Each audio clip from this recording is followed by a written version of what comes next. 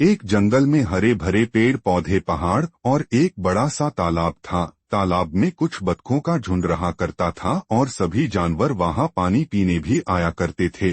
बतखों ने तालाब के किनारे बने अपने घोंसले में 2 अंडे दिए। दोनों अंडों को देखकर बहुत खुश थे।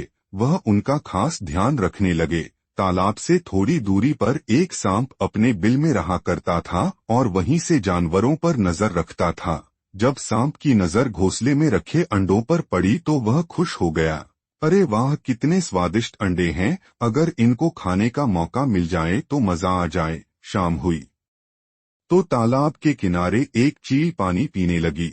बतखों का झुंड आया और उन बतखों के जोड़े से बोला, क्या यह अंडे तुम्हारे हैं? बतख बोली, हाँ, मैंने आज सुबह ही यह अंडे दिए हैं, इसलिए आज पूरे दिन हम इनकी देखभाल कर रहे थे और हमने दोपहर में भी कुछ नहीं खाया। अब भूख बर्दाश्त नहीं हो रही, लेकिन इन अंडों को छोड़कर कैसे जाएं? बतखों ने बोला, चिंता मत करो, यहाँ इनको कुछ नहीं होगा।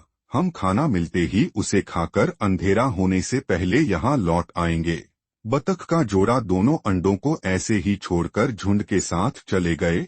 सांप अपनी जगह पर छिपा हुआ उनकी यह बातें सुन रहा था और इसी मौके की तलाश में था कि कब वह अंडों को छोड़कर जाते हैं। उनके दूर होते ही सांप खुश हो गया और चेहरे पर मुस्कान और आंखों में लालच किए अंडों के पास पहुंचा।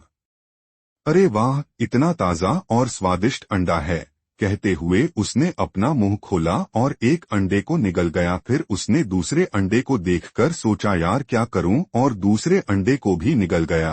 फिर सांप ने सोचा, आराम से अपने बिल में जाकर सो जाता हूं, वरना किसी ने देख लिया तो कल का इंतजाम नहीं हो पाएगा। और फिर जाकर अपने बिल में सो गया। जब बतख का जोड़ा उस जगह वापस पहुंचा तो अपने घोंसले को खाली देखकर चौंक गया। अरे हमारे अंडे कहाँ गए? उन्हें तो हमारे झुंड के अलावा किसी ने देखा भी नहीं था। फिर उन्हें यहाँ से कौन ले गया? सुनकर एक बतख ने कुछ सोच और बोला, हम इस बात का पता लगाने के लिए एक तरकीब लगानी पड़ेगी। अगली सुबह फिर से बतख ने 2 अंडे दिए और दोनों उनके पास पूरे दिन बैठे रहे। फिर शाम होने से पहले एक बतख बोला, मुझे बहुत भूख लग रही है, चलो खाने की तलाश में चलते हैं। लेकिन इनको हम अकेले कैसे छोड़कर जाएं? कहीं कल की तरह इनको कोई ले ना जाए। बतख थोड़ी सी घास लाया और उस घास से अपने अंडों को पूरी तरह से ढक दिया। अब अंडों को कोई नहीं देख सकता, अब हम इनको छोड़कर जा सकते हैं। फिर दोनों बेफिक्र होकर वहां से चल दिए। सांप उन दोनों बतखों की बातें सुन रहा था और बोला, इन पागलों को लगता है कि यह तरकीब से मुझसे अपने अंडों को बचा सकते हैं। सांप जल्दी से अपने बिल से बाहर आया और घोंसले की तरफ जाने लगा। वही एक तालाब के किनारे ही पेड़ के पास बतख घोंसले पर नजर रख रहे थे।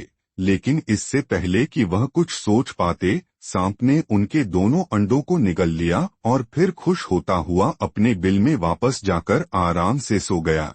बतख जब तक घोंसले के पास पहुंचे तो सांप उनके अंडे खाकर जा चुका था। बतखों ने दुखी होकर एक दूसरे को बोला, यह सांप ऐसे ही रोजाना अंडे खाता रहेगा, इसका मतलब हम कभी अपने बच्चों का मुंह नहीं देख पाएंगे।